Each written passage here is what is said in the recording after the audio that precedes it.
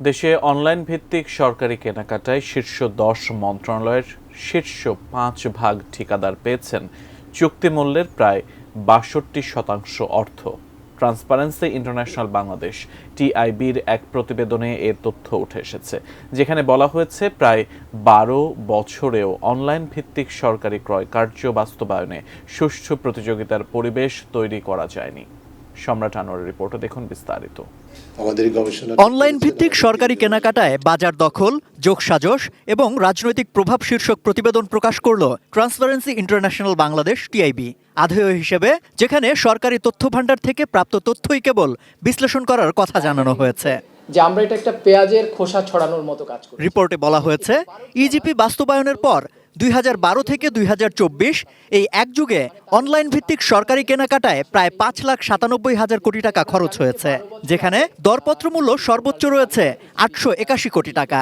এর চেয়ে বড় অঙ্কের ক্রয় কার্যের হিসেব ইজিপিতে নেই।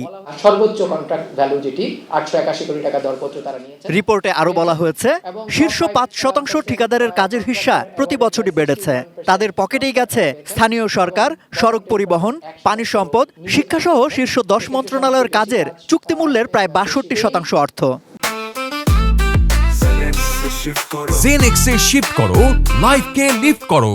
১০ বছরে আপনারা যদি দেখেন ৩টি মিনিস্ট্রিতে সবচেয়ে বেশি বাজার অংশীদারিত্ব 5% বিডাররা ঠিকাদাররা তাদের বাজার অংশীদারিত্ব বাড়িয়েছেন। প্রায় গণপূর্ত মন্ত্রণালয়ে প্রায় ১৫% এবং সড়ক এবং শিক্ষা মন্ত্রণালয়ে প্রায় ১০% করে তাদের বাজার অংশীদারিত্ব বাড়িয়েছেন। এবং টপ কন্ট্রাক্টররা কিন্তু বাজার দখলের ক্ষেত্রে জয়েন্ট ভেঞ্চারকে তাদের একটা স্ট্র্যাটেজিক টুল হিসেবে ব্যবহার করেছেন। গবেষণার ফলাফলে স্পষ্ট হয়েছে রাজনৈতিক নেতৃত্ব পরিবর্তনের সঙ্গে ঠিকাদারি কাজ পাওয়াদের তালিকাতেও বড় পরিবর্তন আসে। এবং পলিটিক্যাল লিডারশিপ চেঞ্জ যদি পরিবর্তনের সাথে সাথে আমরা দেখছি টপ কন্ট্রাক্টরের লিস্টও একটা বড় পরিবর্তন চলে আসছে। নতুন বাংলাদেশেও এই অবস্থার পরিবর্তন করা না গেলে অর্থনৈতিকভাবে তা দেশের জন্য ক্ষতিকর হবে বলে মত টিআইবির নির্বাহী পরিচালক ডক্টর ইফতেখারুজ্জামানের।